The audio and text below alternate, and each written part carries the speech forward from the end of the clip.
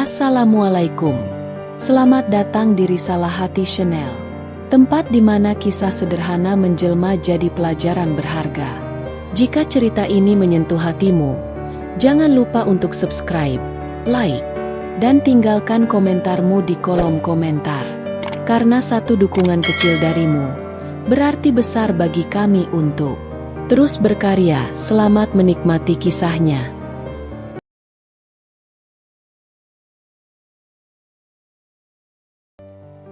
Aku seorang wanita cantik lulusan luar negeri. Saat pulang aku dinikahi oleh seorang badut ulang tahun. Semua tamu undangan menertawakanku. Beberapa saat kemudian mereka dibuat syok saat tahu calon suamiku adalah seorang miliarder. Namaku Alena, 27 tahun. Lulusan jurusan bisnis dari universitas ternama di London. Setelah bertahun-tahun menimba ilmu dan pengalaman kerja di luar negeri, aku kembali ke Indonesia. Semua orang menyambutku seolah aku akan menikah dengan pria kalangan elit, sekelas CEO, pengusaha muda, atau pejabat. Namun mereka tak tahu, pilihanku justru di luar nalar mereka. Sore itu, langit tampak seperti kanvas kelabu yang tak selesai dilukis. Udara di halaman rumahku terasa sedikit lebih berat dari biasanya. Entah karena awan yang menggantung rendah, atau karena firasat aneh yang tak kuhiraukan sejak pagi. Aku berdiri di depan cermin, mengenakan gaun bermotif bunga lembut. Sederhana tapi cantik. Gaun yang kupilih sendiri karena Dion bilang warna itu membuatku terlihat seperti musim semi. Cantik banget, bisiknya pagi tadi saat menjemputku. Suaranya pelan, nyaris seperti gumaman. Tapi matanya tak bisa menyembunyikan kekaguman yang tulus. Dion, pria yang bukan siapa-siapa di mata dunia. Bukan lulusan luar negeri, bukan anak pejabat, bukan juga pegawai kantoran dengan setelan jas yang mewah. Ia hanya Dion, pria yang mencari nafkah dengan berdandan sebagai badut ulang tahun, menari dan menyanyi di depan anak-anak kecil yang tertawa riang tanpa peduli siapa dia di balik topeng itu. Tapi bagi hatiku, Dion bukan sekadar badut. Ia adalah pelipur lara di tengah kerasnya dunia, tawa di antara air mata. Kami berdiri berdampingan di ruang tamu rumahku. Waktu berjalan lambat seolah seluruh semesta sedang menahan napas, menyaksikan momen yang akan mengubah hidupku. Keluargaku sudah berkumpul lengkap. Ibuku duduk di kursi tengah, mengenakan kebaya biru laut dengan mata tajam yang sulit ditebak. Adikku, Clara, bersandar malas di dinding, sibuk menggulir layar ponselnya. Kakakku, Arman, yang selalu merasa superior, duduk dengan tangan menyilang di dada dan ekspresi menilai yang membuatku ingin menyusut. Aku menarik napas panjang ketika Dion menggenggam tanganku dengan erat. Tangannya dingin, gemetar, namun tatapan matanya, tatapan yang penuh cinta, keyakinan, dan ketulusan, membuatku berani mengangguk pelan sebagai tanda bahwa saatnya telah tiba. Dengan gerakan kaku namun penuh keteguhan, Dion berlutut di hadapan seluruh keluargaku.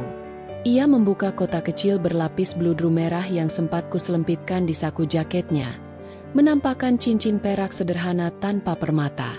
"Bu, Pak, Kak Arman, Clara," ucap Dion, suaranya sedikit bergetar. "Izinkan saya meminang Laras, wanita yang saya cintai, bukan hanya karena dia cantik atau baik, tapi karena dia membuat saya ingin menjadi pria yang lebih baik setiap harinya." Ia menatap mataku, tersenyum. "Laras, maukah kamu menikah denganku?" Sesaat, waktu berhenti. Suara detak jam dinding menjadi satu-satunya suara yang terdengar. Aku merasakan dadaku berdebar kencang. Mataku mulai berkaca-kaca. Rasanya seperti berada di antara dunia mimpi dan kenyataan. Satu kaki melangkah menuju harapan, satu lagi tertahan oleh ketakutan. Namun harapan itu hancur dalam sekejap. Tawa. Satu suara tawa tajam memecah keheningan, disusul suara berderai dari arah kakakku. "Hah? Serius, Laras?"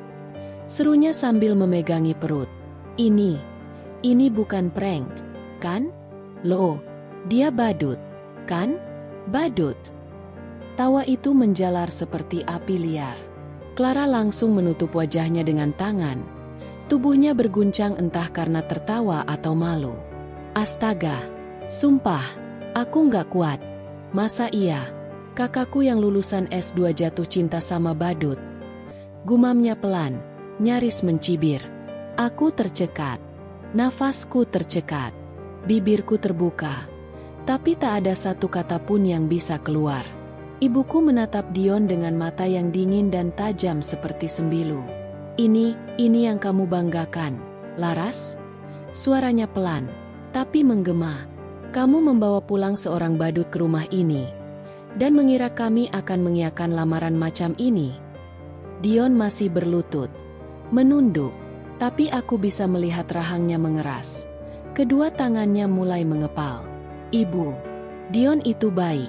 Dia mungkin bukan orang kaya, tapi...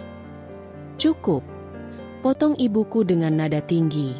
Kalau kamu menikah dengan dia, Laras, kamu keluar dari rumah ini. Jangan pernah sebut aku ibumu lagi. Kalimat itu seperti palu goda menghantam jantungku. Dunia di sekitarku kabur. Seolah semua suara menghilang kecuali dengungan di telingaku sendiri. Saat aku hendak melangkah ke arah Dion, ibuku tiba-tiba menggigil dan tubuhnya oleng ke belakang. "Bu!" teriak Clara panik. Ibuku pingsan, terjatuh tepat di sofa dengan wajah pucat dan tubuh lemas. Semua orang panik, berhamburan menghampirinya. Tapi tak satu pun yang melihat ke arah Dion, pria yang masih berlutut. Matanya kini dipenuhi luka dan penyesalan. Aku nggak bermaksud bikin kekacauan," ucapnya pelan. "Aku cuma ingin memperjuangkan dia." Aku memutar tubuhku, menatap wajah Dion yang kini mulai kehilangan senyum. Air mata mulai turun di pipiku, perlahan tapi pasti, seperti hujan yang menandai berakhirnya musim. "Dion," bisikku, suara serak. Maafkan aku." Aku ingin memilihnya, ingin menggenggam tangannya, ingin menjerit pada dunia bahwa cinta tak selalu harus mewah dan bergengsi. Tapi kenyataan jauh lebih kejam dari dongeng. Dan hari itu, aku belajar bahwa mencintai seseorang kadang tak cukup untuk membuat dunia setuju. Malam itu, hujan turun tanpa henti, seolah langit pun ikut merasakan badai yang sedang terjadi di dalam hatiku. Petir menyambar di kejauhan, menggema bersama suara angin yang menampar-nampar jendela rumah. Tapi badai sesungguhnya bukan di luar sana. Ia mengamuk di ruang tamu rumah ini, tepat di antara aku dan keluargaku. Ayah berdiri di hadapanku. Wajahnya memerah. Matanya nyalang menatapku seperti sedang menatap musuh yang mencoreng kehormatan keluarga. Aku berdiri terpaku di tengah ruangan, berhadapan dengan pria yang dulu paling kupercaya, paling kusayangi, ayahku sendiri. "Laras, katakan itu hanya lelucon." Suara ayah menggema, berat dan penuh tekanan. "Katakan kau tidak serius akan menikah dengan pria itu." Aku menegakkan kepala, meski lututku nyaris tak mampu menopang tubuhku. "Aku serius. Yah, aku mencintainya. Aku ingin hidup bersamanya." Suara meja dipukul keras. Gelas di atasnya bergetar, nyaris terjatuh. Ibuku, yang baru siuman sejak insiden lamaran sore tadi, terduduk di sofa dengan wajah lelah dan mata sembab. Kakakku masih berdiri di pojok ruangan, menyaksikan pertengkaran ini dengan sorot mata penuh sinisme. "Kau lulusan luar negeri, Laras," teriak ayah. Nadanya menampar lebih keras daripada tangannya. "Kami menyekolahkanmu sampai S2 di Australia. Kami bangga saat kau pulang dengan gelar master. Kami pikir kau akan menikah dengan pria yang bisa sepadan, yang bisa menjaga martabat keluarga kita." Aku menggigit bibir bawahku, berusaha menahan air mata. Tapi rasa sakit itu terlalu dalam, bukan karena suara ayah yang keras, tapi karena luka yang menganga di hatiku. Luka karena mereka tak melihat Dion sebagaimana aku melihatnya. Aku menoleh perlahan. Mataku berair. Kulit pipiku terasa panas dan perih. Tapi tak ada satupun air mata yang jatuh. Karena yang lebih sakit dari tamparannya adalah kenyataan bahwa itu datang dari orang yang kupanggil ayah. Ayah menamparku, Hanya karena aku mencintai pria yang tak kalian anggap pantas. Suaraku nyaris seperti bisikan, tapi setiap kata mengandung luka yang mengoyak. Kau menyia-nyiakan masa depanmu, bentaknya. Dadanya naik turun menahan amarah. Badut. Laras. Badut. Kau bahkan sadar apa yang kau katakan? Ini bukan sekadar soal cinta. Ini soal logika, kehidupan, masa depan. Ibuku mulai menangis terisak. Tuhan, anakku sudah gila. Aku melangkah pelan ke tengah ruangan, menatap seluruh keluargaku satu persatu. Wajah-wajah yang dulu terasa seperti rumah kini tampak asing, jauh, dan menakutkan. Dion bukan pria sembarangan, kataku. Suaraku mulai tegas. Dia bukan hanya badut. Dia lelaki yang tahu cara memperlakukan wanita. Lelaki yang menghargai keluarganya, yang tak pernah menyentuhku dengan kasar. Dia mungkin tak punya uang, tapi dia punya hati. Hati yang tak bisa kalian beli dengan harta. Ayah tertawa kecil, pahit. Hati tak bisa beli rumah. Laras, hati tak bisa bayar listrik, air, biaya anak-anakmu nanti. Kau pikir hidup hanya butuh cinta? Aku mengangguk perlahan. Walau mataku masih basah, aku tahu hidup ini keras. Yah, tapi aku lebih takut menjalani hidup dengan orang kaya yang memperlakukanku seperti sampah, daripada hidup sederhana dengan pria yang setiap pagi menyambutku dengan senyum dan pelukan hangat. Tinggi, hanya suara hujan di luar yang terdengar. Lalu, perlahan, ayah berkata dengan nada dingin, penuh ultimatum. Kalau begitu, keluar dari rumah ini. Mulai detik ini, jangan sebut kami keluargamu lagi. Kami tak punya anak bernama Laras. Aku membeku. Jantungku terasa seperti dihancurkan perlahan.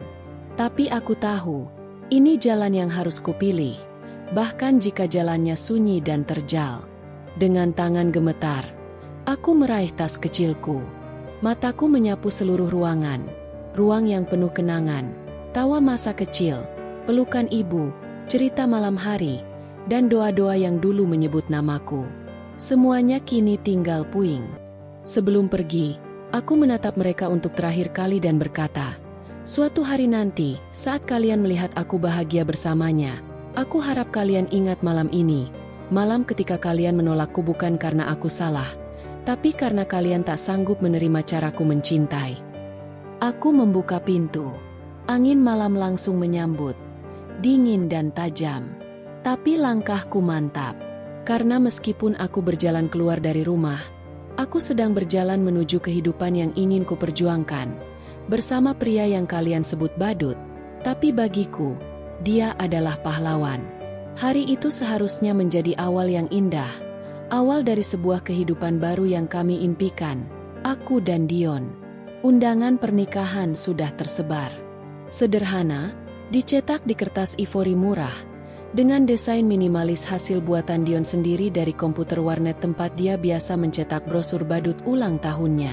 Tak ada hiasan emas, tak ada aroma parfum mewah seperti undangan sepupu-sepupuku yang menikah di hotel bintang 5. Tapi bagi kami, undangan itu adalah lambang perjuangan. Setiap huruf di atasnya membawa harapan. Setiap tanggal yang tertera di sana adalah hasil perhitungan panjang antara sisa tabungan Dion dan harga sewa aula kelurahan. Namun, rupanya tidak semua orang melihat itu sebagai cinta. Di balik pagar-pagar rumah tetangga, cinta kami berubah menjadi bahan tertawaan. Gosip berembus seperti angin, masuk lewat celah-celah jendela, menyusup ke dalam hatiku dan menusuk tanpa ampun. Kalian udah dapet undangannya? Belum? Laras nikah sama badut. Hah? Yang suka lewat tiap minggu pagi itu?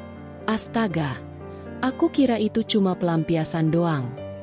Katanya si Dion itu punya banyak duit. Dengar-dengar, dia dapat warisan. Pantes Laras mau. Hahaha, cantik-cantik juga akhirnya cuma cari duit. Sayang banget ya, Laras itu kan lulusan luar negeri. Masa akhirnya nikah sama tukang hibur anak kecil? Gak nyambung banget. Tawa mereka, yang terdengar nyaring dari pos ronda setiap sore, mengiris lebih tajam dari pisau. Di minimarket depan gang, tatapan kasir berubah aneh saat melihat namaku di undangan. Di salon tempatku biasa merapikan rambut, pegawai yang dulu ramah kini berbisik-bisik di belakangku sambil terkikik. Suatu sore, aku pulang membawa kantong belanja, dan aku mendengar dua ibu-ibu duduk di bangku panjang depan rumah Bu Lilis. Aduh, anak zaman sekarang tuh ya, kalau gak bisa dapet cowok mapan, ya asal aja nikah. Demi apa coba? Demi jadi nyonya badut? Astaga! Yang satu tertawa, yang lain menimpali. Padahal sepupunya si Laras, si Citra itu, dapet cowok dokter. Nikahnya juga mewah, resepsi di hotel bintang 5. Nah, ini, pernikahannya di aula kelurahan. Kebayang dong, nanti disambut pakai lagu ulang tahun. Tawa mereka pecah bersamaan. Aku berdiri membeku di ujung gang. Tangan menggenggam kantong belanja yang plastiknya mulai sobek. Jantungku terasa ditusuk dari dalam. Ingin rasanya aku maju dan membela diri. Ingin sekali aku berkata bahwa Dion tak seperti yang mereka pikirkan. Bahwa hidup bukan soal gengsi atau gelar. Tapi aku terlalu lelah. Lelah mendengar nama Dion selalu diiringi tawa. Malamnya, aku duduk di teras kontrakan kecil kami. Dion datang menghampiri, membawa 2 gelas teh hangat yang ia beli dari warung ujung jalan. Ia duduk di sebelahku, diam, lalu menatap wajahku dengan penuh perhatian. Mereka ngomongin kita lagi, ya? Tanyanya pelan, lembut, tapi penuh rasa bersalah. Aku menunduk. Air mata jatuh tanpa suara. Aku tidak bisa menyembunyikannya lagi. Iya, mereka pikir aku putus asa. Mereka pikir aku menikah denganmu karena kamu kaya mendadak, karena warisan. Padahal kita bahkan belum cukup untuk DP rumah. Dion menarik napas panjang, lalu mengulurkan tangannya menggenggam jemariku yang dingin. Laras, maaf. Kalau aku bukan pria seperti yang pantas kamu dapatkan. Tapi aku janji, aku akan jadi pria yang kamu butuhkan. Aku mungkin bukan dokter, bukan pengusaha. Tapi aku akan jadi suami yang tidak pernah membuatmu menangis karena ditinggal, diremehkan, atau dilupakan. Aku menatapnya. Matanya tak menunduk. Ia tak lari dari kenyataan. Ia tahu hinaan itu nyata. Tapi yang membuatku tetap memilihnya adalah keberaniannya untuk tetap berdiri di sampingku, meski dunia menertawakan kami. Dion, suaraku parau. Aku bisa tahan ditertawakan orang, tapi janji satu hal. Apa? Jangan pernah membuatku meragukan keputusan ini. Dion mengangguk. Tak akan pernah. Laras, aku mencintaimu, dan akan terus mencintaimu. Bahkan kalau dunia berubah sekalipun. Malam itu, suara tawa para tetangga masih terdengar samar dari kejauhan. Tapi aku tak lagi menutup telinga. Karena aku tahu, bukan mereka yang akan menemaniku saat aku sakit. Bukan mereka yang akan menggenggam tanganku saat hidup tak berpihak. Dan meski pernikahan kami kelak hanya digelar di aula sempit dengan tenda biru dan nasi kotak seadanya, aku tahu aku menikahi pria yang benar-benar mencintaiku. Bukan untuk status, bukan untuk gengsi, tapi untuk hidup bersama dalam segala suka dan duka. Hari itu langit cerah, tapi hatiku mendung. Aku datang ke sebuah kafe kecil yang dulu sering kami datangi bersama, tempat favoritku dan Vina sejak masa kuliah. Sudut dekat jendela, tempat biasa kami duduk berdua sambil berbicara tentang mimpi, cita-cita, dan cinta. Tapi hari ini, suasananya berbeda. Dingin, membeku. Tidak karena AC, tapi karena tatapan Vina yang seperti tak mengenaliku lagi. Dia duduk di seberangku, memutar-mutar sedotan dalam gelasnya dengan gelisah. Riasannya sempurna, bajunya rapi seperti biasa. Tapi wajah itu tak lagi memancarkan kehangatan yang dulu ku kenal. Vina, kataku pelan, mencoba memecah keheningan. Kenapa kamu minta ketemu tiba-tiba? Aku pikir kamu lagi di luar kota. Ia mengangkat wajahnya perlahan, menatapku tanpa senyum. Mata itu tajam, bukan karena marah, tapi karena kecewa. Atau mungkin jijik? Alena, katanya akhirnya. Suaranya dingin, tanpa getar. Aku nggak bisa diam aja lihat kamu terus-terusan seperti ini. Keningku berkerut. Seperti ini bagaimana maksudmu? Dia menarik napas dalam-dalam, lalu berkata, pelan tapi jelas, dengan setiap katanya menusuk seperti pisau. Aku malu punya teman sepertimu. Dunia berhenti berputar sesaat. Jantungku serasa berhenti berdetak. Aku menatapnya tanpa kata, mencoba memahami kalimat itu, mencoba menyangkal apa yang baru saja ku dengar. Vina melanjutkan, kini suaranya naik setengah oktav, terbawa emosi yang tak bisa ia tahan. Kamu tahu nggak, nama kita jadi bahan gosip. Teman-teman kita dari kampus ngomongin kamu. Mereka nanya kenapa kamu tiba-tiba nikah sama badut keliling. Mereka pikir kamu kena guna-guna atau apa. Aku harus jelasin ke semua orang. Lena, aku harus tanggung malu juga. Aku terdiam. Mulutku terbuka. Tapi tak ada suara yang keluar. Vina menatapku seolah aku adalah noda yang tak bisa dihapus dari catatan masa lalunya. Kamu pernah punya masa depan. Lanjutnya tajam. Kita dulu sepakat. Kita akan sukses bareng. Akan bangun karir bareng, akan jadi wanita mandiri yang membanggakan. Tapi kamu malah jadi bahan tertawaan. Aku mencoba bicara, suaraku bergetar. Vina, ini hidupku, pilihanku. Aku bahagia dengan Dion. Kenapa itu harus jadi masalah bagimu? Karena kamu menyeret namaku. Lena, teriaknya. Karena orang-orang lihat kita sebagai sahabat. Dan sekarang mereka pikir aku sama sepertimu, putus asa, tidak punya standar, rela jatuh sejauh itu hanya demi cinta murahan. Air mataku tumpah, tanpa suara, tanpa isakan, hanya mengalir begitu saja, seperti air hujan yang turun perlahan saat langit tak sanggup lagi menahan beban. Jadi, kamu lebih peduli pada apa kata orang daripada kebahagiaanku? Tanyaku pelan, penuh luka. Kamu lebih malu dikenal sebagai temanku daripada mengerti kenapa aku memilih dia. Vina menatapku lama. Lalu ia bersandar ke kursi, menghela napas seolah semua ini melelahkannya. Kamu berubah, Lena. Dan aku gak yakin masih bisa anggap kamu sahabatku. Setelah itu dia berdiri, mengambil tasnya, dan berjalan pergi. Langkahnya mantap. Tanpa menoleh ke belakang, tanpa maaf, tanpa sisa rasa. Aku masih duduk di sana, di sudut jendela yang dulu penuh tawa dan rahasia masa muda. Kini hanya tersisa bayanganku sendiri, dan secangkir teh yang sudah dingin. Aku menunduk, menatap tangan yang dulu sering menggenggam tangan Vina saat kami sama-sama menangis karena cinta. Tapi hari ini, tangan itu gemetar. Karena sahabat yang pernah kupeluk seperti saudara, kini meninggalkanku demi gengsi dan citra sosial.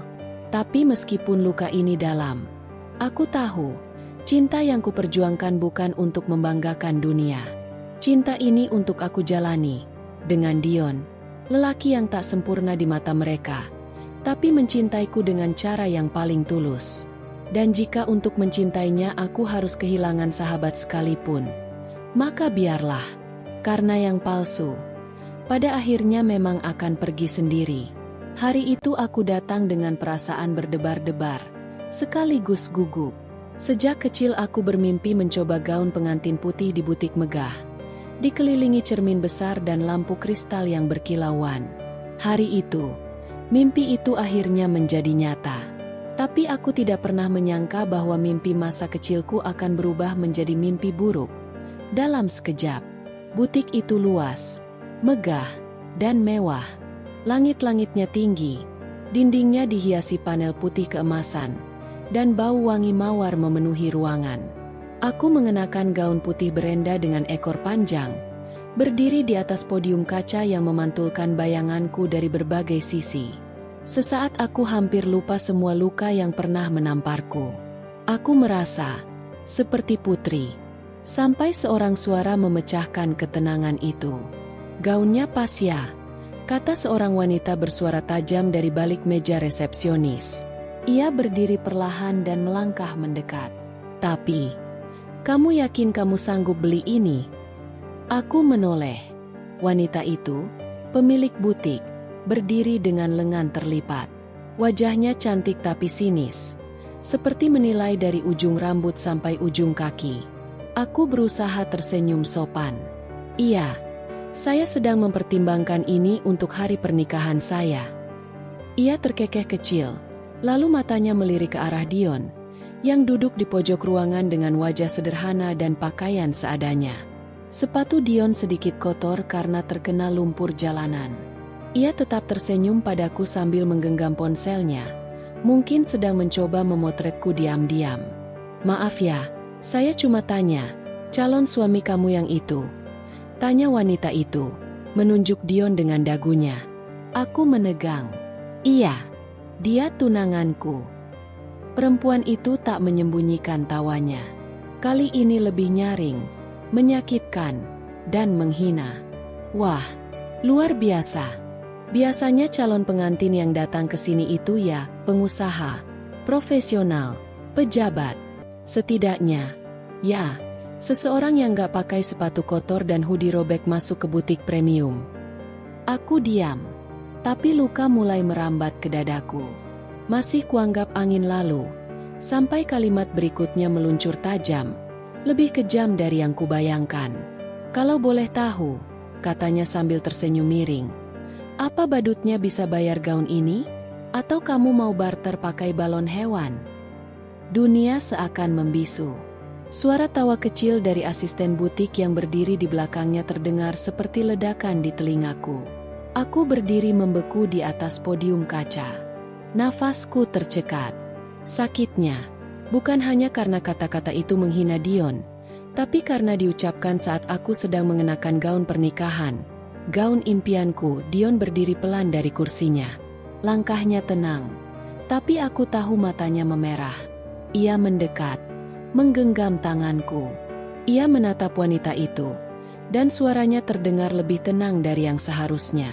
"Bu, kami datang ke sini untuk menyewa gaun, bukan minta belas kasihan. Tapi sepertinya, tempat ini tidak layak untuk mimpi istri saya." Wanita itu terkekeh meremehkan. "Istri? Calon pengantin mungkin cocoknya pakai kostum badut aja ya. Lebih pas." Aku merasa seperti ditampar 2 kali. Tapi bukan Dion yang marah. Bukan dia yang meledak. Aku yang tak sanggup lagi menahan luka di dada. Dengan suara gemetar, aku berkata, "Kami pergi. Tapi satu hal yang perlu ibu tahu, harga gaun ini tidak sebanding dengan harga sebuah penghormatan." Aku turun dari podium. Air mata sudah tak bisa kutahan. Gaun putih yang kupakai tiba-tiba terasa dingin, seperti penjara yang menyiksa tubuh dan perasaanku. Dion membantu membuka resleting gaun. Tangannya gemetar, entah karena marah atau karena menahan perasaan tak berdaya. Saat aku berganti pakaian dan keluar dari ruang ganti, ia masih berdiri menungguku dengan wajah yang tak bisa kutebak, antara marah, kecewa, dan sedih. Di luar butik, angin sore bertiup pelan. Aku menatap langit yang mulai menggelap. Dion menggenggam tanganku dengan erat. "Maaf, Lena," katanya pelan. "Aku belum bisa buat kamu bangga." Aku memeluknya.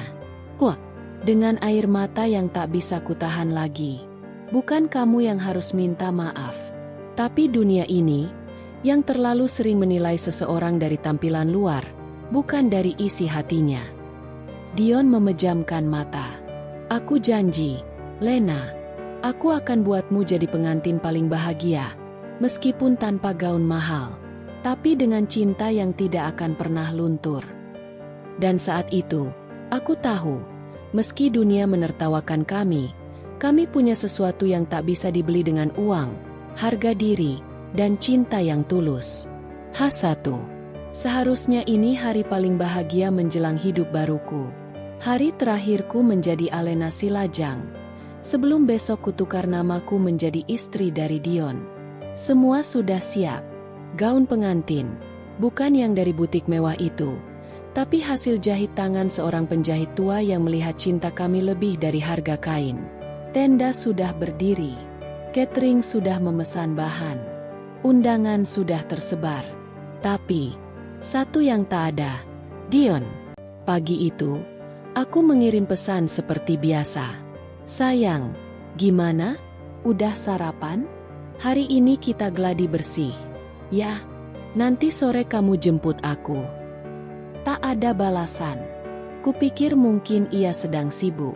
Mungkin sedang mengurus kursi. Atau masih di bengkel mengantar mobil sewaan. Siang berlalu. Panik mulai merayap. Kutelepon. Nada sambung. Tapi tak diangkat. 1 jam. 2 jam. 5 kali panggilan tak dijawab. Pesan tak dibaca. Lokasi ponselnya mati. Pukul 4 sore. Teleponnya sudah tak aktif. Aku mulai gelisah. Keringat dingin mengucur dari pelipis. Kusuruh temanku mengecek ke kontrakan Dion. Kosong. Sepi. Tak ada tanda-tanda kehidupan. Sepatunya hilang. Jaket favoritnya juga tak tergantung di pintu. Dompetnya tak ditemukan. Pukul 5. Keluarga mulai tahu. Apa maksudnya ini? Tanya ibuku dengan suara tinggi. Aku berdiri di ruang tamu. Wajahku pucat. Mataku sembab. Aku nggak tahu. Bu, tadi pagi masih baik-baik saja. Dia bilang mau ke tukang sewa alat pesta. Ibuku menatapku tajam, lalu berteriak. Ini pesta besok. Kalau dia nggak datang, kamu mau taruh muka di mana, Alena? Aku tercekat. Ayahku hanya duduk diam di kursi. Wajahnya gelap, rahangnya mengeras. Adikku menunduk sambil mengusap wajah. Mungkin tak kuat menanggung malu. Para tetangga mulai berdatangan ke rumah, bertanya-tanya. Lalu seperti biasa, bisik-bisik mulai terdengar. Ya ampun, katanya nikah sama badut. Pantas aja. Mungkin aja cowoknya kabur. Siapa juga yang tahan hidup sama keluarga ini? Duh, kasihan si Alena. Ditinggal pas udah sewa tenda. Aduh malunya. Kalimat-kalimat itu menusuk seperti duri. Aku berusaha tetap kuat. Tapi tubuhku mulai bergetar. Nafasku tersengal. Aku berlari ke kamar. Membanting pintu dan menjerit. Dion! Aku histeris. Tanganku gemetar membuka semua pesan kami.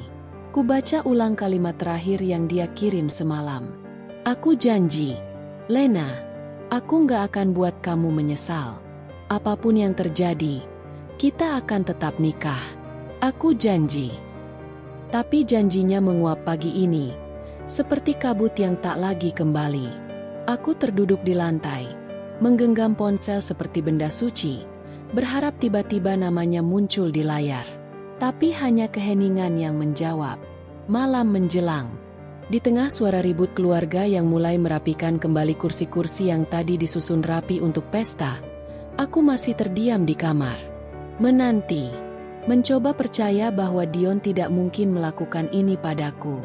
Tapi saat pintu kamarku diketuk keras, dan suara panik bibi memanggil. Alena, ibu kamu pingsan lagi. Aku sadar semuanya nyaris runtuh. Aku berlari keluar kamar, melihat tubuh ibuku sudah rebah di sofa. Wajahnya pucat, napasnya berat. Para tetangga menenangkan, menyalakan kipas, memberi minyak angin. Tapi semua tahu, ini bukan sekadar pingsan. Ini malu, ini tekanan, ini kehancuran yang datang dalam diam. Aku berdiri di sudut ruangan. Tubuhku seperti tak berisi. Ingin menjerit. Ingin berlari. Ingin menghilang. Tapi yang bisa kulakukan hanya satu. Menangis. Aku menangis dalam diam. Dalam bisu. Dalam hening yang paling menyakitkan. Bukan karena Dion pergi. Tapi karena semua orang berpikir aku memang pantas ditinggalkan. Matahari pagi bersinar cerah.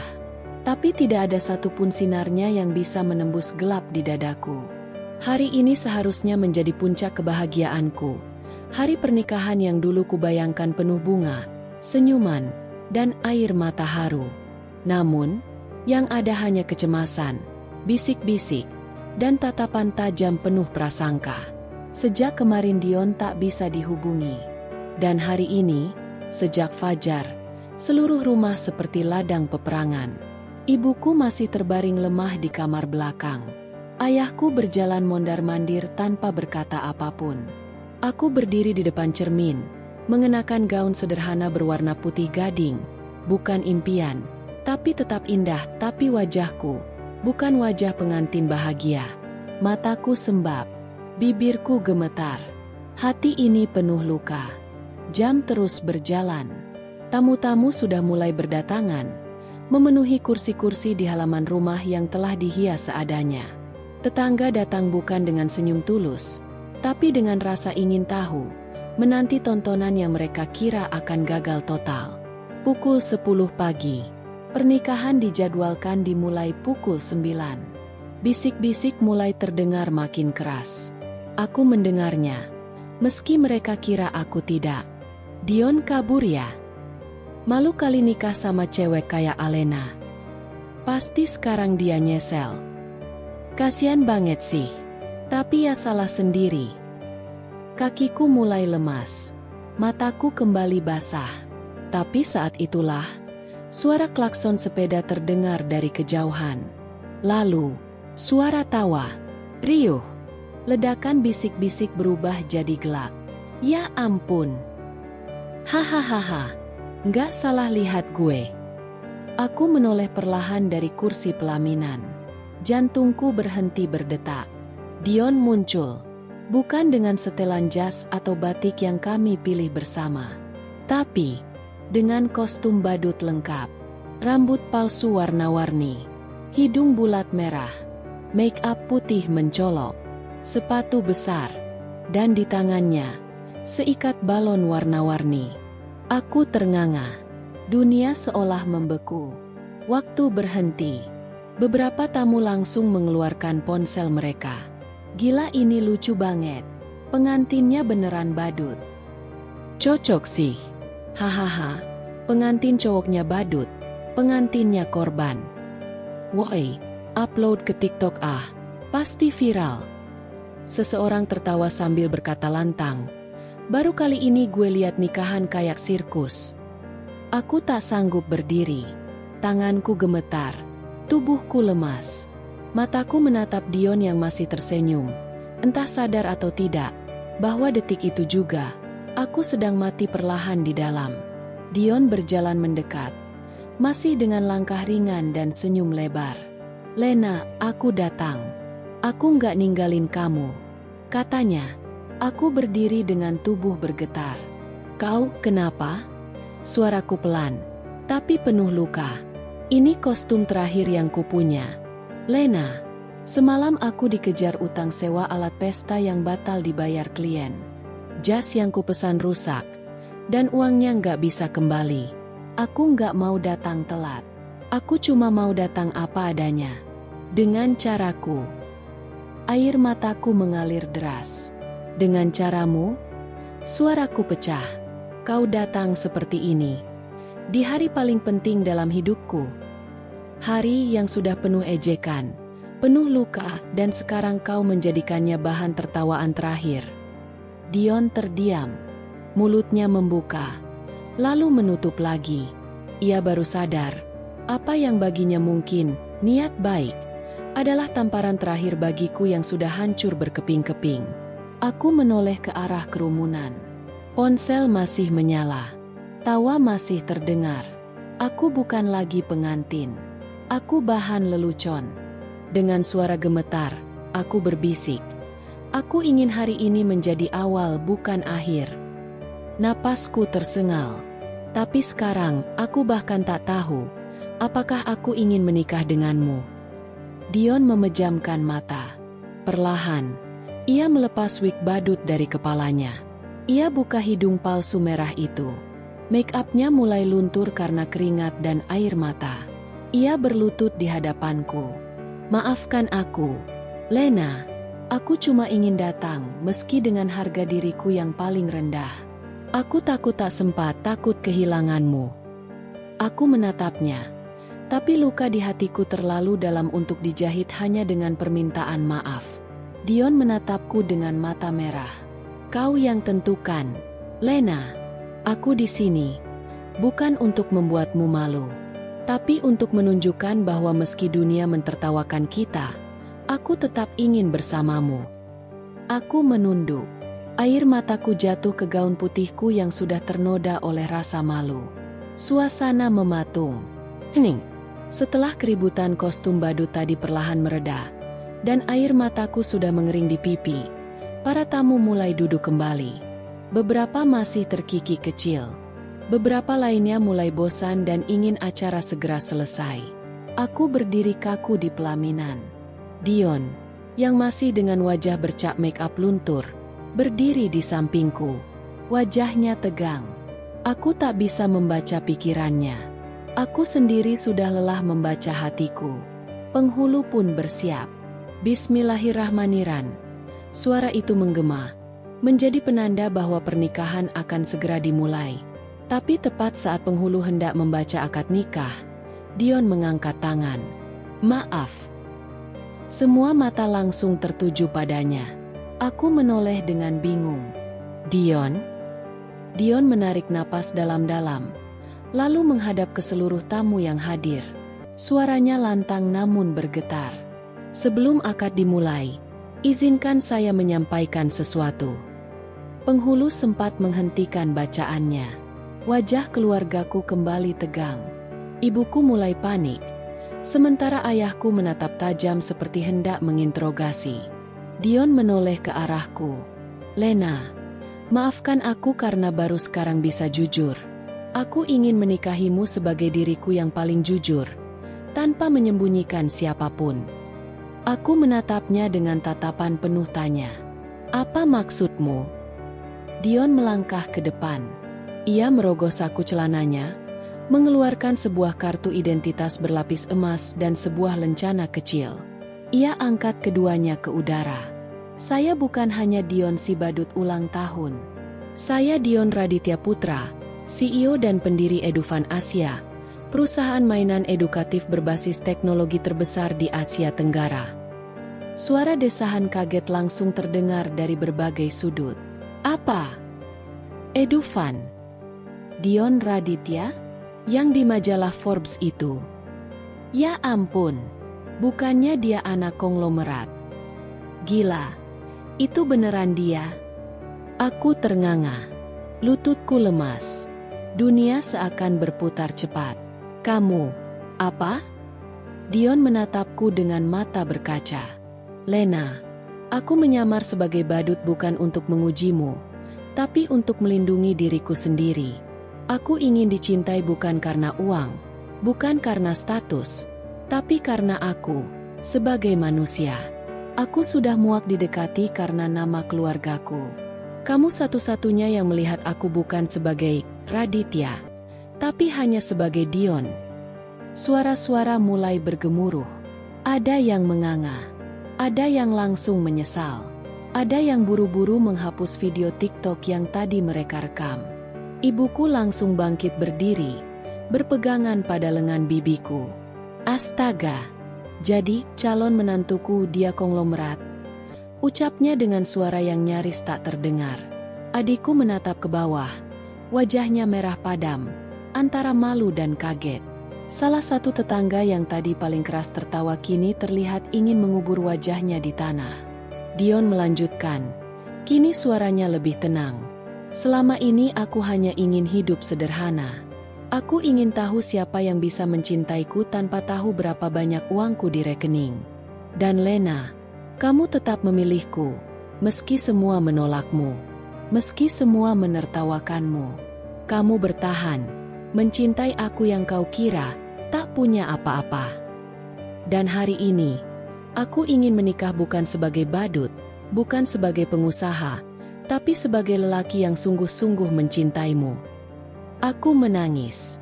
Tapi kali ini bukan karena sedih, melainkan karena perasaan tak percaya, terharu, dan hancur sekaligus.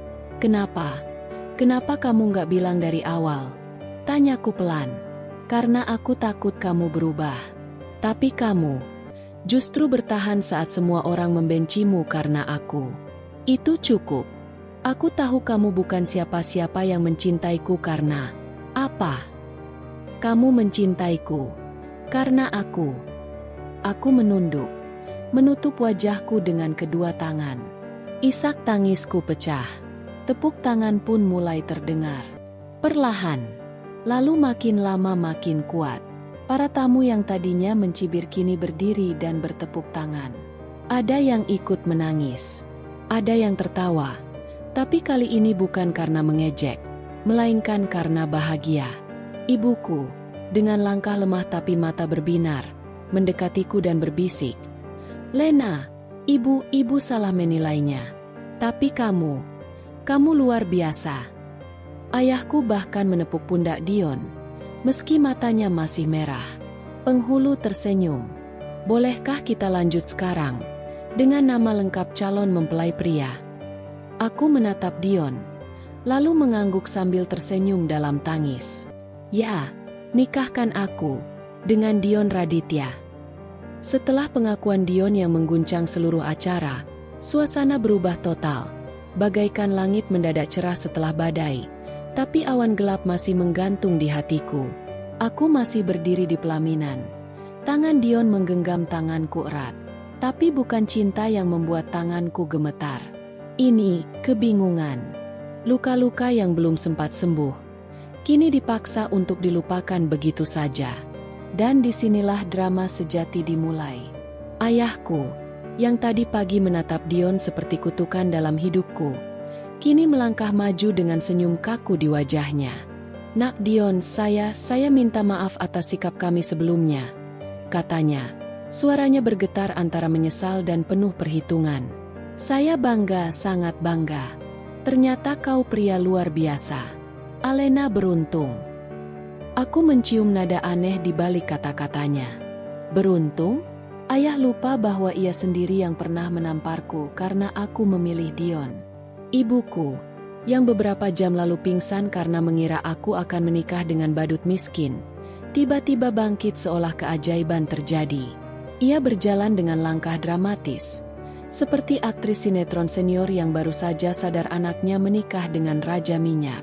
Masya Allah, aku tahu dari awal dia bukan pria sembarangan, ucapnya lirih, lalu menatap Dion dengan mata yang nyaris berkaca-kaca. Dari tatapan matanya, Bu sudah bisa lihat, ada aura keberhasilan. Aku hampir tak percaya. Aku menatap ibu dengan mata tajam, namun ia menghindari tatapanku. Tadi ibu bilang dia cuma badut keliling, bisikku dingin. Ibuku tersenyum canggung. Tangannya menyentuh lenganku dengan gemetar.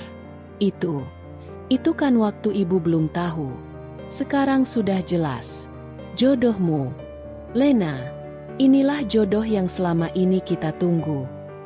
Adikku yang pagi tadi menutup wajah karena malu, sekarang diam-diam sibuk memotret Dion dari berbagai sudut. Ia bahkan sempat menyenggolku dan berbisik dengan nada menggoda. Kak, kalau nanti Dion ada teman CEO-nya yang jomblo, kenalin ya. Aku menoleh pelan ke arahnya. Diamku adalah luka.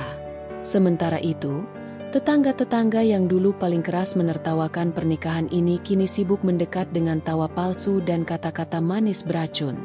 Maaf ya, kemarin sempat salah sangka. Alena, ternyata kamu luar biasa ya. Bisa narik cowok sekeren itu. Aduh, Dion, kalau butuh acara amal di lingkungan kita, kami siap bantu loh. Kan pasti perusahaan segede itu sering CSR, ya? Bahkan Vina, sahabatku yang pernah mencaci dan mencoret namaku dari hidupnya, muncul entah dari mana. Wajahnya cantik seperti biasa, tapi senyumnya kini lain, seolah mencium peluang baru. Alena, aku salah. Aku terlalu cepat menilai. Kamu pinter nyembunyiin rahasia ya. Kamu hebat. Aku hanya menatapnya datar. Bukan aku yang nyembunyiin. Kalian yang sibuk menertawakan. Ia terdiam sejenak, lalu tertawa kecil. Hehe, ya, maaf ya.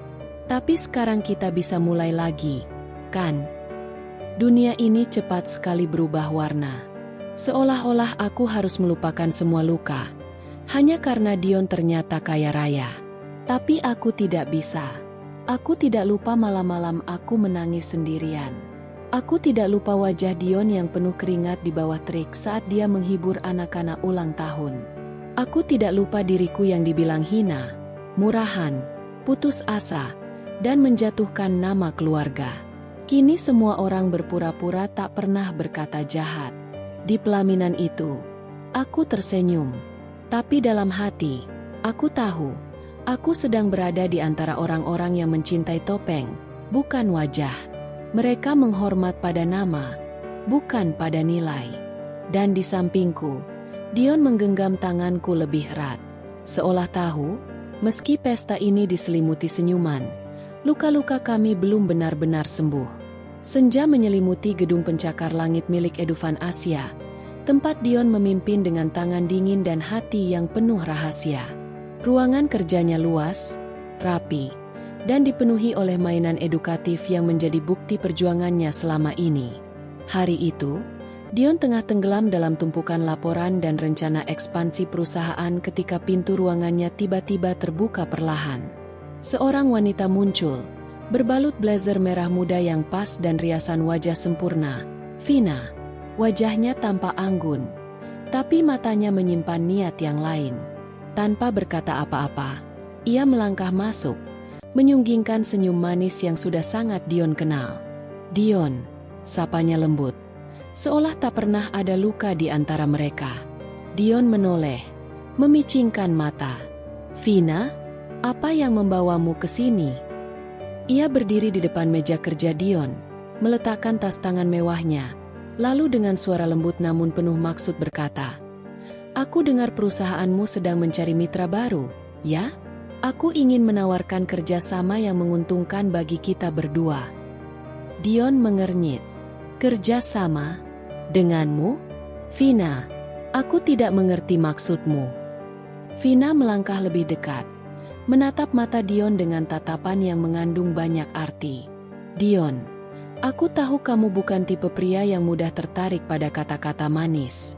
Tapi lihat aku bisa jadi kunci buatmu memperluas jaringan. Jangan pikir aku datang tanpa alasan." Dion memalingkan wajah, menegaskan sikapnya dengan suara tegas. "Aku menghargai niatmu, tapi aku sudah punya pasangan. Alena adalah yang terpenting buatku." Senyum Vina berubah menjadi tipis, tapi matanya masih penuh harapan dan tipu daya. "Oh, aku tahu tentang Alena. Dia istimewa. Tapi, Dion, jangan terlalu cepat menutup peluang. Dunia bisnis itu keras, dan kadang kita butuh lebih dari sekadar cinta untuk bertahan." Dion berdiri, menatap Vina dengan tajam. "Aku juga tahu siapa kamu, Vina, dan aku tidak tertarik pada permainanmu." "Permainan?" Vina tertawa kecil, suaranya menyayat. "Dion, kamu selalu menganggap semuanya begitu serius. Aku hanya ingin yang terbaik untuk diriku sendiri. Tapi kalau kamu menolak, aku akan mencari cara lain." Dion mengangkat alisnya. "Berarti kamu akan terus mengejarku?" Vina mendekat. Wajahnya nyaris menyentuh bahu Dion. "Mungkin saja. Tapi ingat, aku bukan orang yang mudah menyerah." Dion menarik napas dalam-dalam, lalu berkata dengan tegas, "Kalau begitu, aku minta kamu berhenti sekarang. Aku tidak mau ada yang mengganggu hubungan kami." Vina tersenyum penuh arti, lalu berbalik pergi dengan langkah anggun tapi penuh rencana licik. Di balik pintu yang tertutup rapat, Dion menghela napas, menatap foto Alena yang terletak di mejanya. "Aku harus kuat," gumamnya lirih. Di sebuah ruangan yang remang, hanya diterangi cahaya lampu meja yang hangat, Dion duduk memandangi layar laptopnya. Video-video itu, Potongan-potongan kejadian pahit yang dialami Alena selama ini berjalan satu persatu. Suara tawa sinis para tetangga, bisik-bisik kasar sahabat yang mengkhianati, hinaan dari keluarganya, hingga momen-momen ketika Alena berdiri tegar meski dirundung malu dan derita.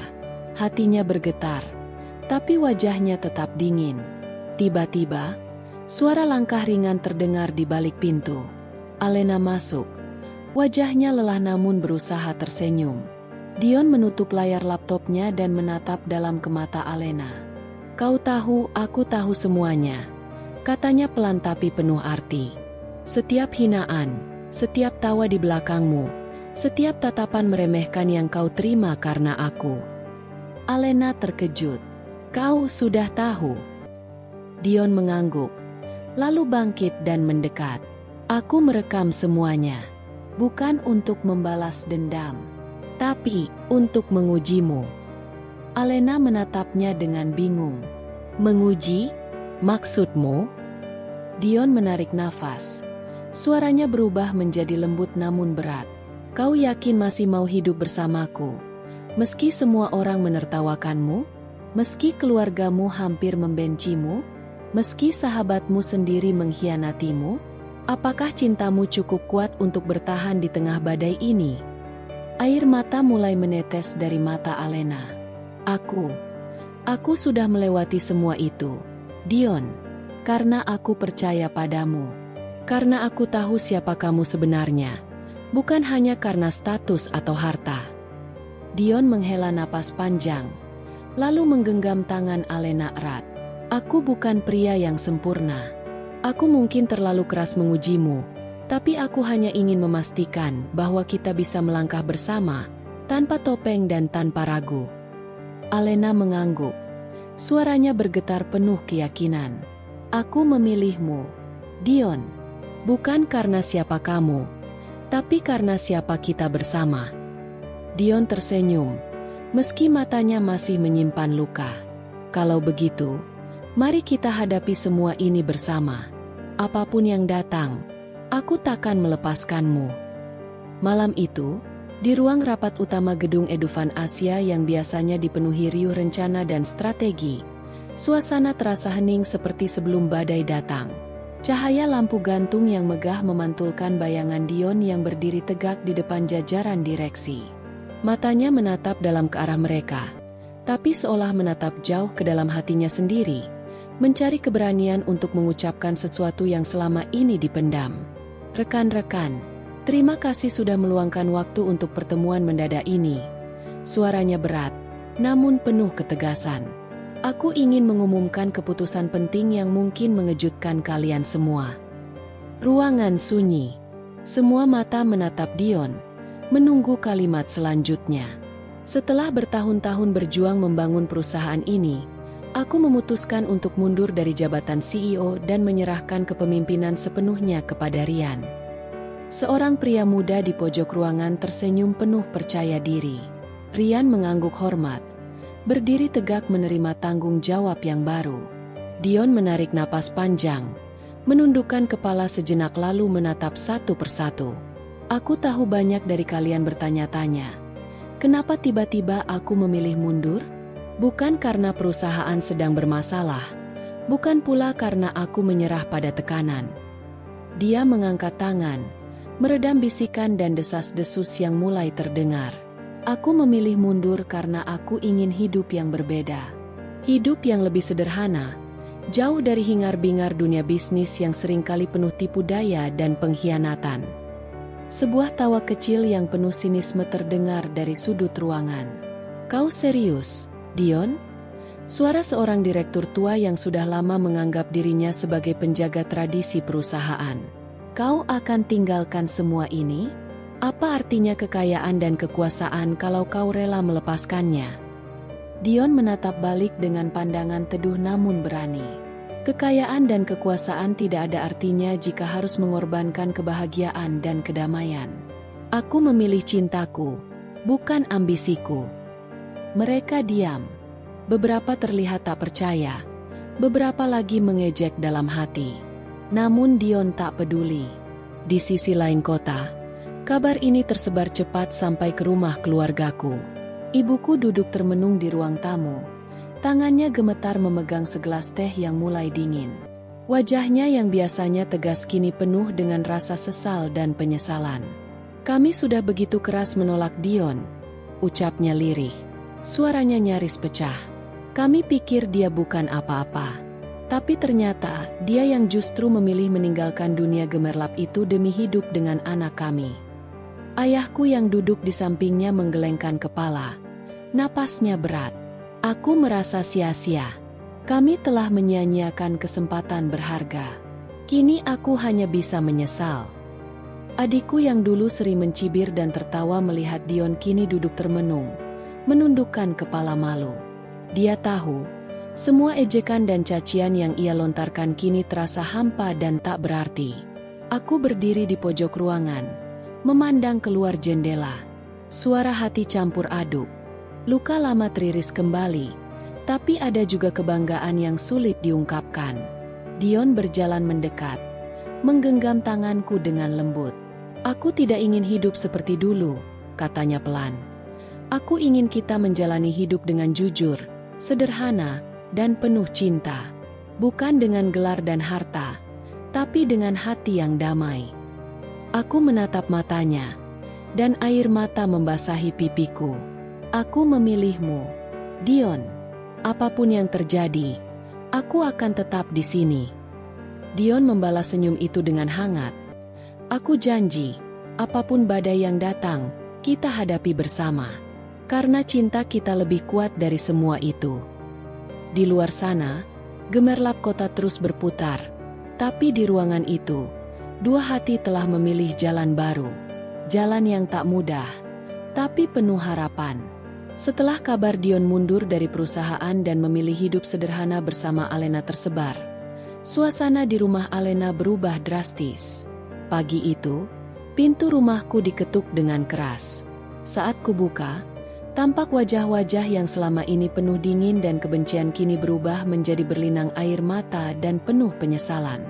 Ibuku menggenggam tanganku erat, suaranya bergetar.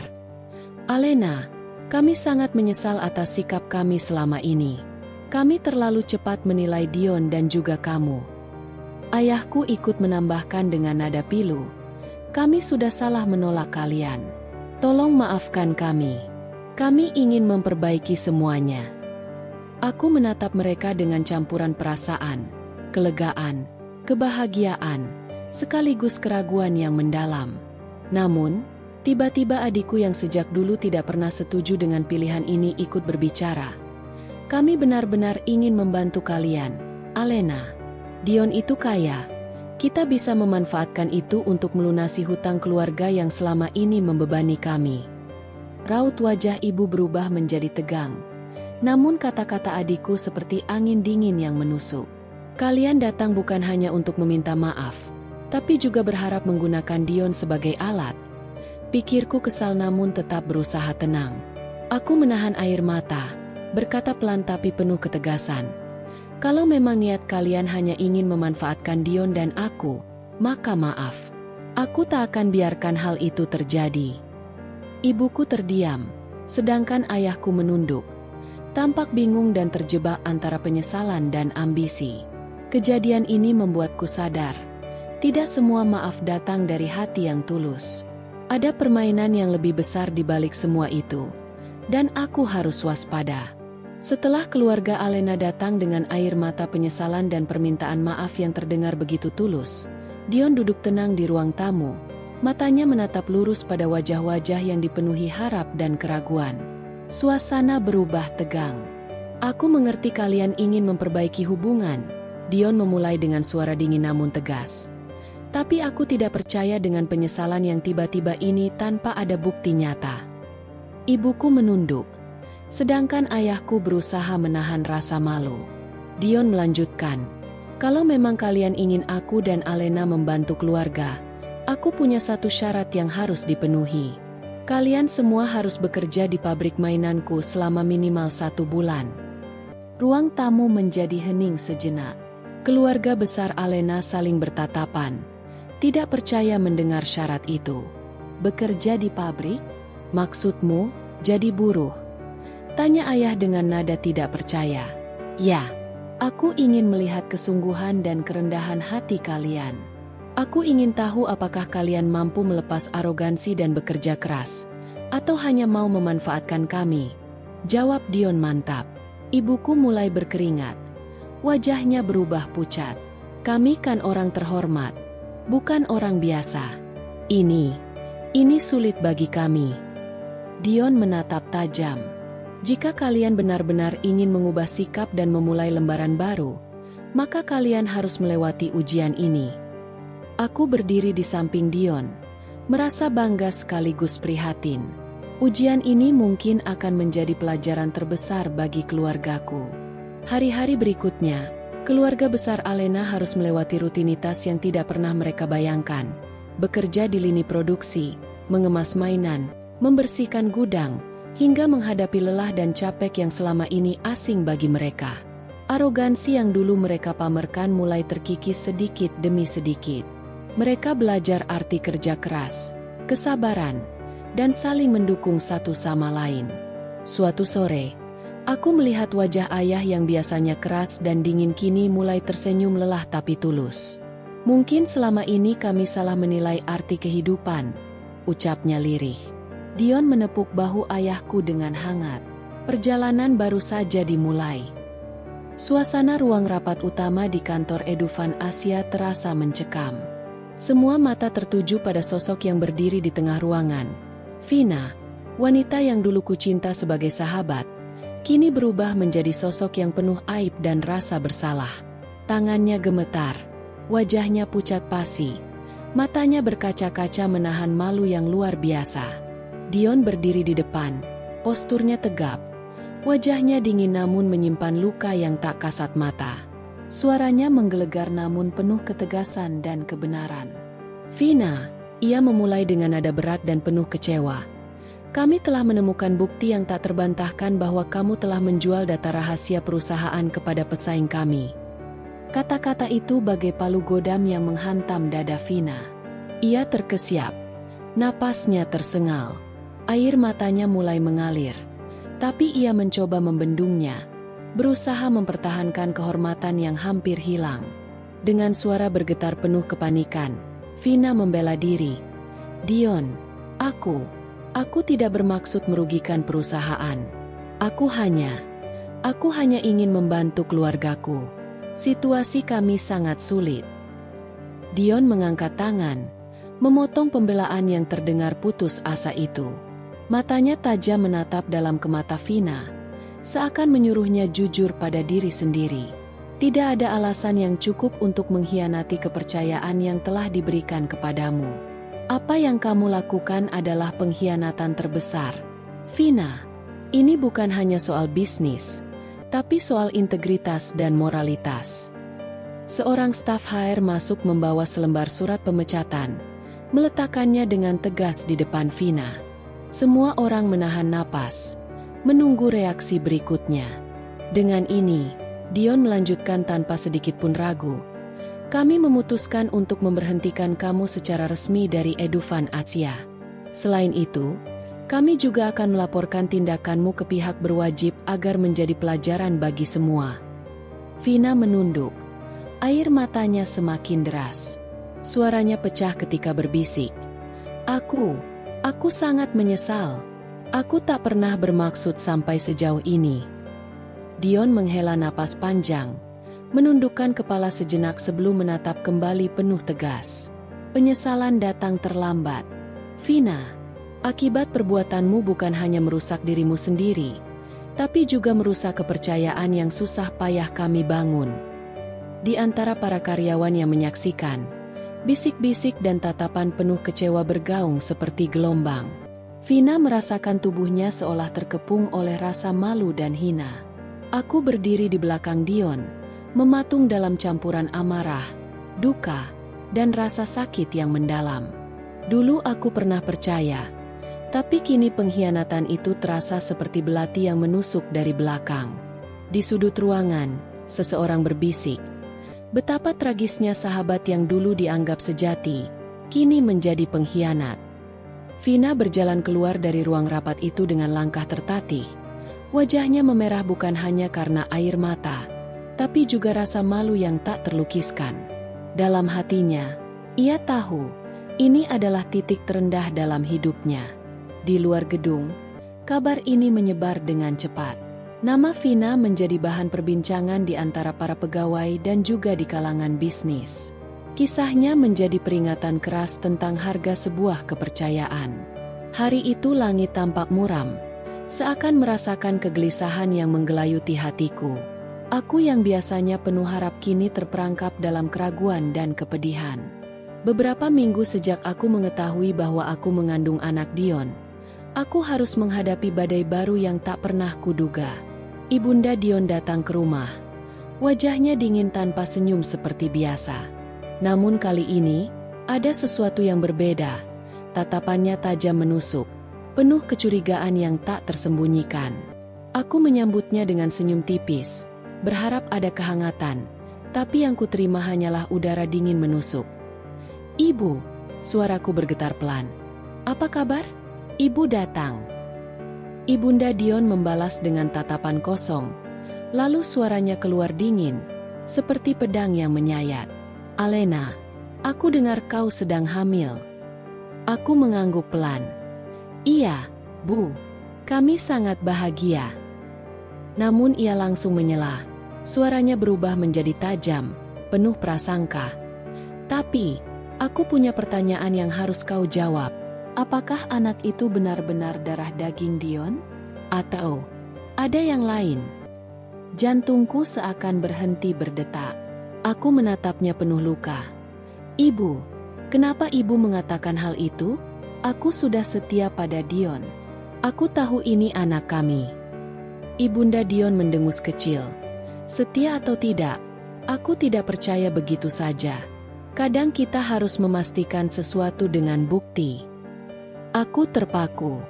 "Apa maksud ibu?" Ibunya Dion melangkah mendekat, menatapku dengan penuh curiga. "Aku sudah meminta tes DNA dilakukan secara diam-diam. Dalam beberapa hari hasilnya akan keluar." Aku menahan air mata yang mulai menggenang. Suaraku hampir pecah.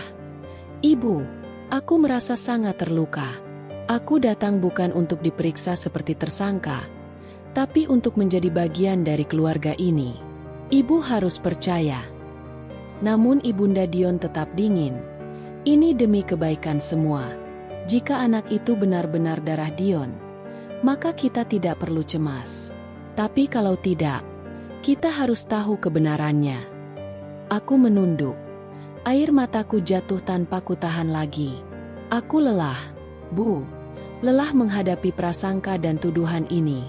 Aku hanya ingin bahagia dengan Dion dan anak kami." Ibunda Dion mengangkat bahu tanpa empati. "Kadang kebenaran memang menyakitkan, Alena. Tapi lebih baik sakit sekarang daripada menyesal kemudian." Aku menghela napas panjang, berusaha menguatkan diri. Aku tahu aku harus bertahan, bukan hanya untuk diriku, tapi juga untuk nyawa kecil yang tumbuh dalam rahimku. Dion harus tahu ini, pikirku. Dia satu-satunya yang bisa membuat segalanya jadi jelas. Saat itu juga, aku merasa sepi dan terasing di rumah yang seharusnya menjadi tempatku merasa aman. Namun aku berjanji pada diriku sendiri, aku akan berjuang demi cinta dan keluarga yang sebenarnya, meskipun harus melawan badai yang menerpa dari dalam. Ketika kabar tentang tes DNA yang dilakukan tanpa sepengetahuanku sampai di telinga, amarah yang selama ini terpendam dalam dadaku meledak bak gunung berapi. Perasaan sakit hati dan pengkhianatan membanjiri setiap sudut pikiranku. Betapa bisa seorang ibu yang seharusnya menjadi pelindung keluarga melakukan tindakan yang begitu kejam, mencurigai istriku sendiri tanpa alasan yang jelas? Aku berdiri tegak di ruang keluarga, menatap tajam ibuku yang duduk dengan wajah dingin tak bersalah. Suaraku bergetar, tapi penuh amarah yang sulit untuk kubendung. "Ibu, bagaimana ibu bisa melakukan ini? Melakukan tes DNA tanpa memberitahuku terlebih dahulu?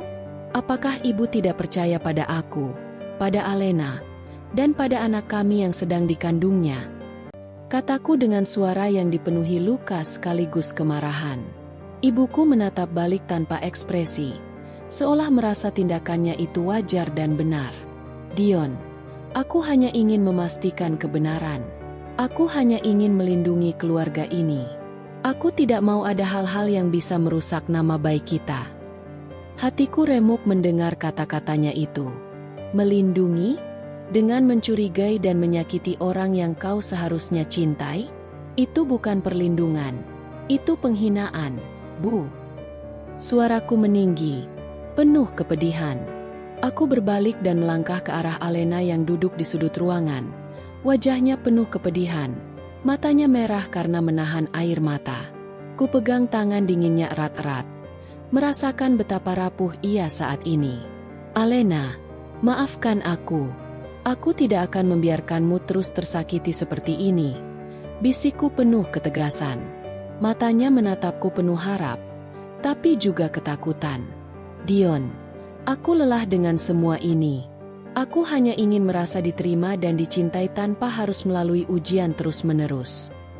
Aku menghela napas panjang, menatap ibuku sekali lagi sebelum membuat keputusan yang berat. Ibu, aku sudah cukup. Aku tidak bisa lagi bertahan di rumah ini yang penuh dengan kecurigaan dan kebencian. Aku akan membawa Alena pergi dari sini, jauh dari semua ini. Ibuku terkejut, suaranya melembut tapi tetap tegas. Dion, jangan terburu-buru. Ini demi kebaikan kita semua. Aku menatapnya tajam, penuh keteguhan. Ini demi kebahagiaan kami, Bu. Aku ingin membangun hidup baru bersama Alena, jauh dari segala prasangka dan fitnah. Beberapa hari kemudian, aku dan Alena meninggalkan rumah besar yang penuh dengan kenangan pahit itu. Kami membawa hanya beberapa koper berisi barang-barang penting, dan sejuta harapan untuk masa depan yang lebih baik. Di sebuah kawasan pegunungan yang tenang dan sejuk, aku mulai membangun rumah sederhana. Di sanalah aku ingin kami hidup, bebas dari bayang-bayang prasangka dan tuduhan yang menyakitkan. Ini rumah kita, Alena, kataku sambil memandang ke arah rumah kayu yang mulai berdiri di antara hijaunya pepohonan. Tempat di mana cinta kita akan tumbuh tanpa gangguan siapapun. Alena tersenyum, matanya berbinar meski masih tersisa bekas air mata. Aku percaya, Dion, di sini, aku akan merasa aman dan dicintai. Aku menggenggam tangannya erat, berjanji dalam hati bahwa tidak ada lagi yang akan memisahkan kami. Meski badai kehidupan menghadang, kami akan hadapi bersama. Karena cinta kami adalah benteng terkuat yang tak akan pernah runtuh. Waktu berjalan tanpa ampun, dan karma mulai menampar satu persatu mereka yang dulu menghakimi dan menyakiti kami. Pertama-tama, keluargaku sendiri yang dulu angkuh dan menolak kami, kini datang kembali dengan wajah penuh penyesalan. Namun, kali ini mereka datang bukan dengan harapan diterima, melainkan mengemis bantuan. Hutang yang menumpuk membuat mereka putus asa. Kupandangi mereka dengan hati berat, tapi aku harus tegas.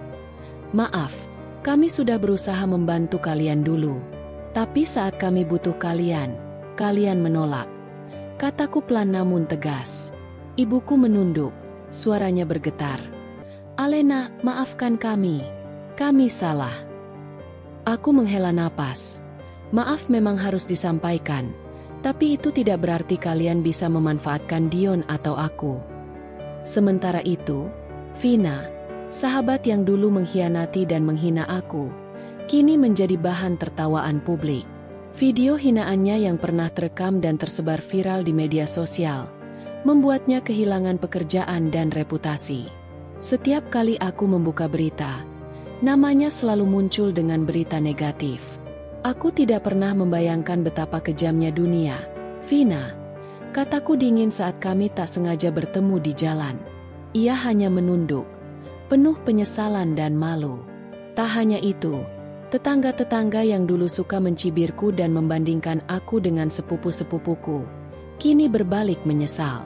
Anak-anak mereka yang dulu percaya diri, kini gagal melewati tes seleksi kerja di perusahaan Dion.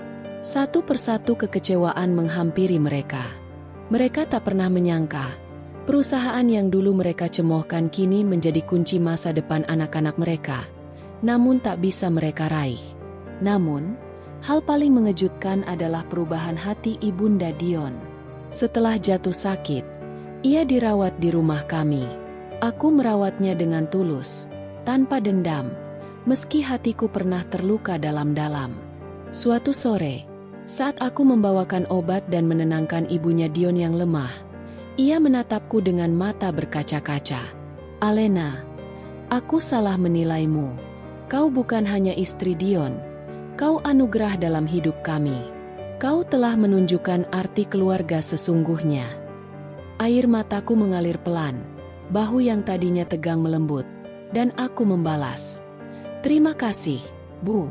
Aku hanya melakukan apa yang seharusnya, dengan hati yang tulus." Di saat itulah aku tahu, perjuangan kami tidak sia-sia. Karma memang berjalan adil, dan cinta yang tulus akhirnya menang. Setelah semua badai berlalu dan keluarga mulai merasakan kedamaian yang lama dirindukan, aku, Alena, berharap bisa benar-benar memulai hidup baru bersama Dion dan calon bayi kami. Namun, kenyataan seringkali tak seindah harapan. Suatu sore yang tenang di rumah pegunungan kami, sebuah paket misterius tiba tanpa alamat pengirim. Dion membukanya dengan ekspresi bingung. Di dalamnya, terdapat foto-foto lama, potret masa laluku yang tersembunyi, dan surat yang berisi ancaman samar. Aku membeku. "Dion, ini masa laluku yang selama ini kubuat rahasia. Bagaimana bisa mereka menemukannya?" Dion meraih tanganku erat. Matanya menyala penuh perlindungan. "Kita hadapi bersama, Alena. Tidak ada yang bisa memisahkan kita lagi." Namun hatiku bergetar. Aku tahu, meski sudah melewati banyak hal, bayang-bayang masa lalu itu belum benar-benar pergi. Ada orang-orang yang tak ingin melihat aku bahagia. Tiba-tiba, teleponku berdering. Suara di ujung sana dingin, penuh dendam. "Alena, kau pikir kau bisa melupakan masa lalumu begitu saja? Kami akan mengingatkanmu siapa dirimu sebenarnya." Aku terdiam, nafas terasa sesak. Dion menguatkan aku dengan pelukan hangat. "Aku di sini, Alena. Kita akan melewati ini bersama." Namun aku sadar, perjalanan kami belum usai. Bahkan cinta sekuat apapun harus siap menghadapi ujian dari bayang-bayang masa lalu yang terus mencoba merenggut kebahagiaan kami. Malam itu, udara dingin menyelimuti rumah kecil kami di pegunungan. Hujan deras mengguyur atap, menambah kesunyian yang terasa begitu menekan. Namun, di balik ketenangan yang tampak, aku, Alena, merasa jantungku berdegup tak menentu. Telepon berdering tajam, memecah keheningan. Aku mengangkat dengan tangan gemetar. Suara di ujung sana begitu dingin, menusuk, seperti pisau yang membelah hatiku. "Alena, kau pikir bisa melarikan diri dari masa lalumu? Semua yang kau sembunyikan akan terbongkar. Aku akan menghancurkan kebahagiaan yang selama ini kau bangun." Tubuhku menggigil hebat, tak hanya karena dingin, tapi karena takut yang merayapi setiap sudut hati. Aku menahan napas, mencoba menguatkan diri. Suaraku bergetar, tapi penuh keberanian yang dipaksakan. "Jika kau punya nyali, hadapilah aku secara langsung. Aku tak akan lagi lari atau sembunyi." Di belakangku, Dion meraih tanganku erat. Matanya menyala penuh api keteguhan. "Kita hadapi ini bersama, Alena. Aku di sisimu, dan kita takkan kalah." Hari-hari berikutnya berlalu dengan kecemasan yang terus menghantui. Setiap suara asing, setiap bayangan di malam hari membuatku tersentak. Dion selalu ada, menguatkan, menyemangati. "Kita akan melewati ini, percayalah," katanya sambil menatap dalam mataku. "Ini bukan akhir, tapi awal dari kebebasan kita." Akhirnya, kami memutuskan melawan. Kami melaporkan ancaman itu kepada polisi, menyerahkan segala bukti yang kami miliki, foto-foto, pesan, dan rekaman panggilan. Perlahan, kebenaran mulai terungkap. Orang-orang yang selama ini berusaha menghancurkan kami ternyata adalah mereka yang pernah kuanggap teman, yang iri akan keberhasilan Dion dan keberanianku membangun hidup baru. Mereka menyimpan dendam, dan kini mencoba menjerat kami dalam perangkap kebohongan dan fitnah. Suatu sore yang mendung, sebuah pertemuan besar diadakan, sebuah konfrontasi yang aku tahu akan menjadi penentuan.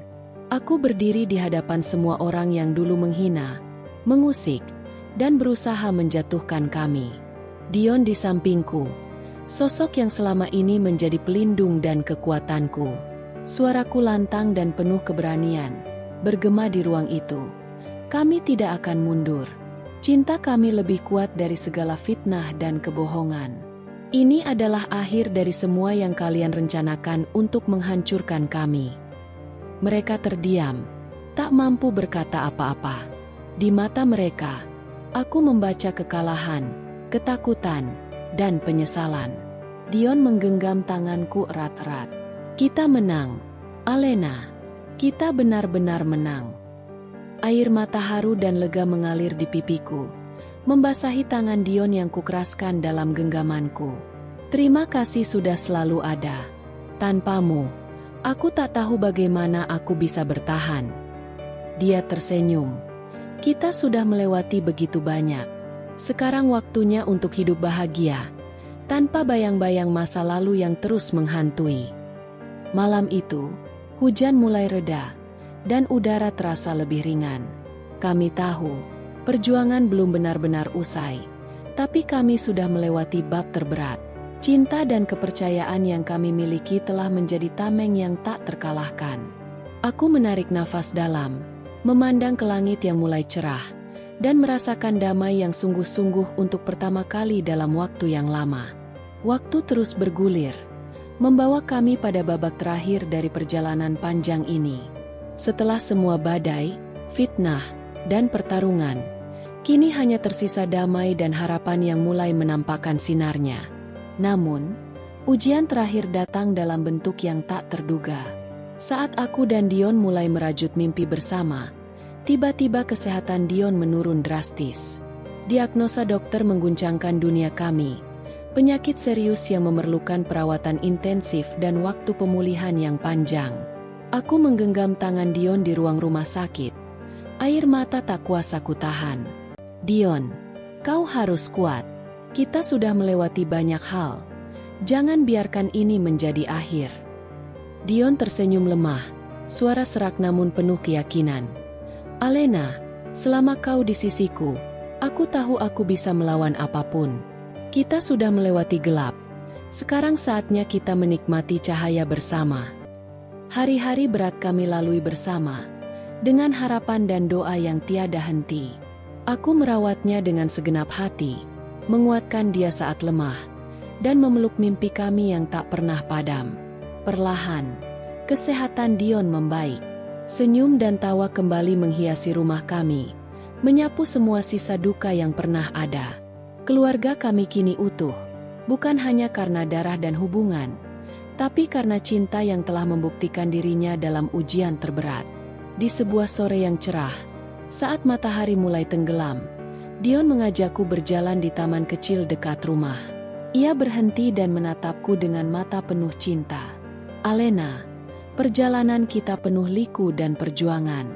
Tapi aku tak menyesal sedikit pun memilihmu. Kau adalah cahaya dalam hidupku, alasan aku bertahan dan melangkah maju. Aku tersenyum, menyeka air mata bahagia. Aku juga begitu. Dion, bersamamu, aku belajar arti kesetiaan, keberanian, dan cinta sejati. Kami berpelukan, merasakan hangatnya masa depan yang kami bangun bersama. Di sanalah aku yakin, tak ada badai yang tak bisa kami lewati, selama kami saling menjaga dan mencintai. Cerita kami bukan sekadar kisah cinta biasa, tapi sebuah perjalanan penuh luka, pengkhianatan, dan ujian yang akhirnya memperkuat ikatan kami. Dari seorang badut yang dianggap remeh, hingga menjadi pasangan yang saling menguatkan menghadapi dunia, kami membuktikan bahwa cinta sejati mampu mengalahkan segala rintangan. Kini, Di bawah langit yang sama, kami memulai lembaran baru, dengan harapan, impian, dan keyakinan bahwa apapun yang terjadi, selama ada cinta, kami akan selalu menemukan jalan untuk bahagia.